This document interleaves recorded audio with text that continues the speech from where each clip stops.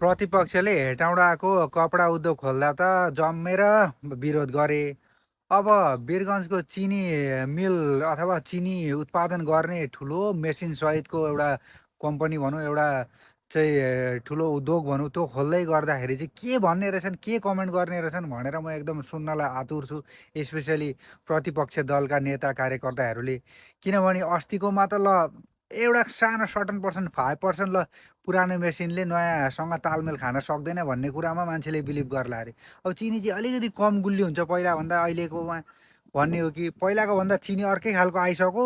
पहिला अलि अर्कै खालको गुलियो हुन्थ्यो, अहिले अर्कै खालको गुलियो हुन्छ, त्यही भएर पुरानो मेसिनले काम दिँदैन भन्ने हुन् कि के चाहिँ भन्ने रहेछन् भनेर म एकदम सुन्नलाई आतुर छु क्या। किनभने अब एउटा न एउटा त विरोध गरिहाल्छन्, तपाईँहरूलाई हामीलाई थाहै छ।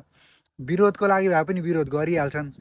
अब कपडा मेसिन पनि मैले अस्ति एउटा भिडियोमा भनिसकेको थिएँ, जति पुरानो भए पनि काम गऱ्यो भने भयो।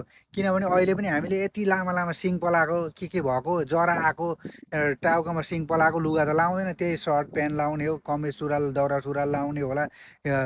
अब छोरी मान्छे महिलाहरूले पनि त्यही गुन्यु चोलीहरू लाउने होला, कुर्ता सुरुवाल लाउनेहरूलाई केटीहरूले जिन्सहरू लायो भने पनि जिन्स पनि उत्पादन गर्न सक्ला कि पछि त्यो होइन।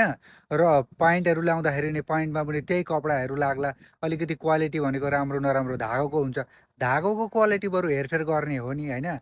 मेसिनको खासै खराबी हुन्छ जस्तो लाग्दैन। जस्तो मेसिनले उत्पादन गरे पनि, जस्तो भाँडामा पाके पनि सही र स्वास्थ्य र मिठो हुनुपर्छ भने जस्तै, जस्तो मेसिनले उत्पादन गरे पनि राम्रो कम्फर्टेबल लाउनलाई र स्वास्थ्यलाई पनि असर नगर्ने, जिउलाई पनि राम्रो गर्ने, नपोल्ने, हिउँदामा पनि न्यानो हुने हुनु पर्यो होला।